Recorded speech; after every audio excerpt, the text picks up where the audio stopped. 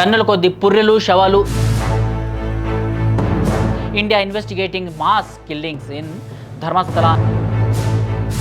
1000 మందికి పైగా అమ్మాయిల్ని రేప్ చేశారు. నేనే 100 మంది మహిళల మృతదేహాల్ని పూడ్చాను అని బహిరంగంగా అన్నాడు. అతని అకౌంట్లో లక్షల రూపాయలు. జస్టిస్ ఫర్ సౌజన్య ఉద్యమం.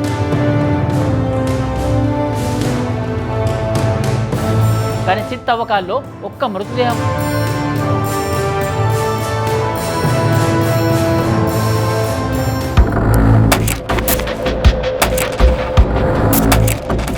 నమస్తే. గత కొన్ని రోజులుగా యూట్యూబ్లో ధర్మస్థలి అని టైప్ చేయగానే టన్నుల కొద్ది పుర్రెలు శవాలు ఏఐ వీడియోలు. అరే అసలు ఏం జరుగుతుంది? ఇంతకుముందు ధర్మస్థలి అని కొట్టగానే శివుడు, పుణ్యక్షేత్రం, అభిషేకాలు ఇలాంటివి కనిపించేవి. ఇప్పుడేంటి ఈ శవాల గోల, అస్థిపంజరాల విలయతాండవం అని ఒక్కసారిగా మనసు కలిచివేసింది. అసలు ఈ విషయం ఎక్కడ స్టార్ట్ అయింది? ధర్మస్థలలో ఏం జరుగుతుంది? యూట్యూబ్ ఛానల్స్లో కనిపిస్తున్న శవాల వీడియోలన్నీ నిజమేనా?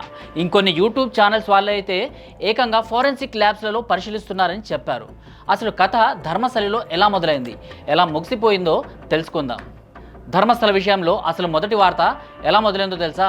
అది యూట్యూబ్ ఛానల్లోనో అంతర్జాతీయ మీడియాలోనో మొదలైంది కాదు. ఒక పారిశుద్ధ్య కార్మికుడు భీమా అనే వ్యక్తి చెప్పిన మాటలతో ఆ స్టోరీ మొదలైంది. ఆ వ్యక్తి వచ్చి ఏమన్నాడంటే, నేనే స్వయంగా 100 మంది మహిళల మృతదేహాలను పూడ్చాను, అది కూడా ధర్మస్థల దగ్గరే పూడ్చాను అనేసి చెప్పుకొని వచ్చిండు. ఇది విన్న వెంటనే ఆ ఒక్క మాటే పెద్ద వార్త అయిపోయింది. సోషల్ మీడియా, యూట్యూబ్ ఛానల్స్, కొన్ని పత్రికలు ధర్మస్థలలో రహస్యంగా మృతదేహాలు పూడ్చారు అంటూ నిరాధారమైన పుకార్లు పుట్టించారు. దీంతో ప్రభుత్వం కూడా ఒత్తిడికి లోనైంది. ఎందుకంటే ఒకరు ఇలా బహిరంగంగా చెప్తుంటే దాన్ని అంత ఈజీగా వదిలేయలేరు కదా. అందుకే ప్రత్యేక దర్యాప్తు అంటే సిట్ను ఏర్పాటు చేసింది అక్కడి ప్రభుత్వం. తర్వాత ఏమైంది?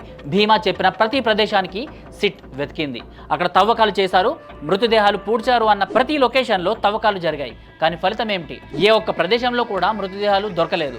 అంటే భీమా చెప్పిన మాటలు యూట్యూబ్లో వీడియోలు చేసుకోవడానికి మాత్రమే అన్నట్టుగా మిగిలిపోయాయి. కానీ గ్రౌండ్ మీద ఒక్క ఆధారం దొరకలేదు. అలా ఒక వ్యక్తి చెప్పిన మాటలతోనే మొదలైన ఈ కథ మరో రోజు పెద్ద దుష్ప్రచారానికి మారిపోయింది. యూట్యూబ్ వీడియోలు, ఆర్టికల్స్, అంతర్జాతీయ మీడియా అందరూ ఒకటే ఒక్క మాట పట్టుకుని నడిపారు అనడం కంటే ఏడ్చారు అనడం బాగుంటుందేమో. ఎందుకంటే ఇప్పుడు ఒక్కొక్క ఛానల్ ఎలా రెచ్చిపోయిందో చూస్తే మీరు చీదరించుకుంటారు. ఆకులేదు పోకలేదు, విషయాన్ని మాత్రం ఎర్రగా పండించేశారు. ముందుగా సమీర్ మొహమ్మద్ అనే యూట్యూబర్ తన ప్రొపగాండాను మొదలుపెట్టాడు. ఒక రేంజ్కి వెళ్ళిపోయింది. 13 ఏళ్ల క్రితం జరిగిన సౌజన్య హత్య కేసుని మళ్ళీ లాగి సమీర్ మొహమ్మద్ అనేసే ఈ సదరు యూట్యూబర్ ఒక ఏఐ జనరేటెడ్ వీడియోను రిలీజ్ చేశాడు. ఆ వీడియోలో ఏమన్నాడంటే 1000 మందికి పైగా అమ్మాయిల్ని రేప్ చేశారు, ధర్మస్థలలోనే పూడ్చిపెట్టారు అని. ఇంతమంది రేప్కి గురయ్యారు అనేసి అంత ఖచ్చితంగా చెప్తున్నాడంటే ముందుగా విచారించాల్సింది వీడిని కదా. అసలు అక్కడ ఒక్క అస్థిపంజరం కూడా దొరకలేదురా అంటే కుప్పలుగా శవాలను క్రియేట్ చేసి చూపించాడు ఈ యూట్యూబర్. ఎటువంటి ప్రూఫ్స్ లేకుండా అబద్ధపు కథలు చెప్పి ప్రజలను భయపెట్టాడు. ఇదొక విధంగా నేరమే కదా. ఇలా జనాలను రాంగ్ ఇన్ఫర్మేషన్ ఇవ్వడం, అన్నన్ని పుర్రెలు వీడు ఏ ఖబరస్థాన్ నుంచి పట్టుకొచ్చిండో తెలియదు. కానీ ఇప్పుడు ఆలోచించాల్సి వస్తుంది. మరో ఉదాహరణ భీమా క్లెయిమ్ చేసిన దాని గురించి. ఈ భీమా అనే వ్యక్తి తనను తాను కన్వర్టెడ్ క్రిస్టియన్ అని చెప్పుకున్నాడు. నేనే 100 మంది మహిళల మృతదేహాల్ని పూడ్చాను అని బహిరంగంగా అన్నాడు. అతని అకౌంట్లో లక్షల రూపాయలు డిపాజిట్ అయ్యాయని కూడా బయటపడింది. కానీ సిట్ తవ్వకాల్లో ఒక్క మృతదేహం కూడా దొరకలేదు. ఈ విషయం క్రమక్రమంగా జనాలకు కూడా అర్థమవసాగింది. కానీ యూట్యూబ్ ఛానల్స్ చేసుకుంటూ వ్యూస్ కోసం ఎగబడే యూట్యూబర్స్కి ఒక్కనాటికి చెప్పినా అర్థం కాదు. వీళ్ళు ఇచ్చే ప్రతి సమాచారం ఫేక్ అన్న విషయం జనాలు గ్రహిస్తే చాలు.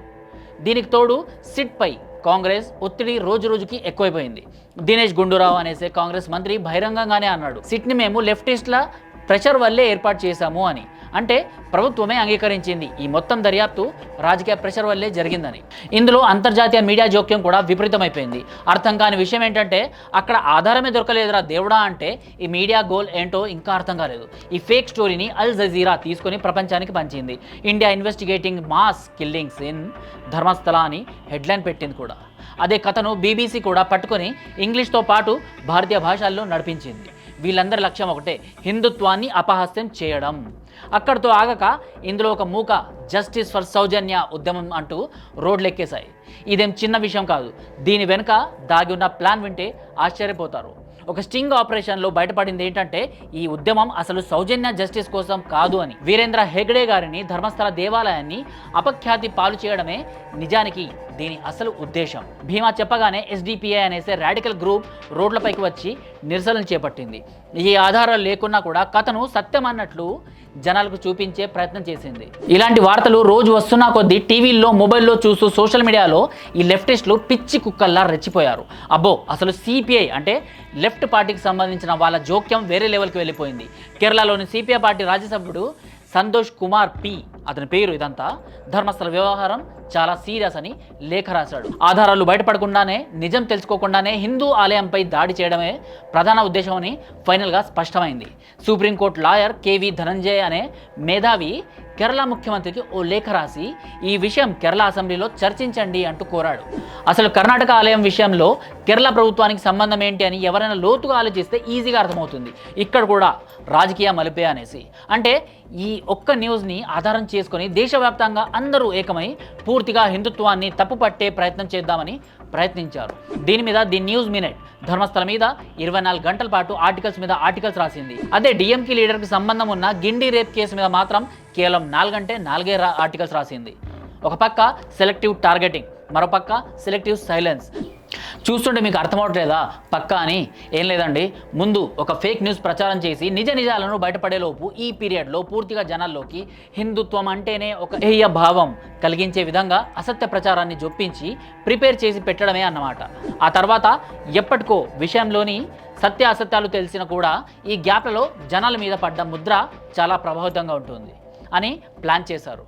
దొంగలు ఊర్లు పంచుకున్నట్టు ఇందులోనే బాలాన్ అనే లాయర్ సమీర్ మొహమ్మద్కి మద్దతుగా నిలిచాడు.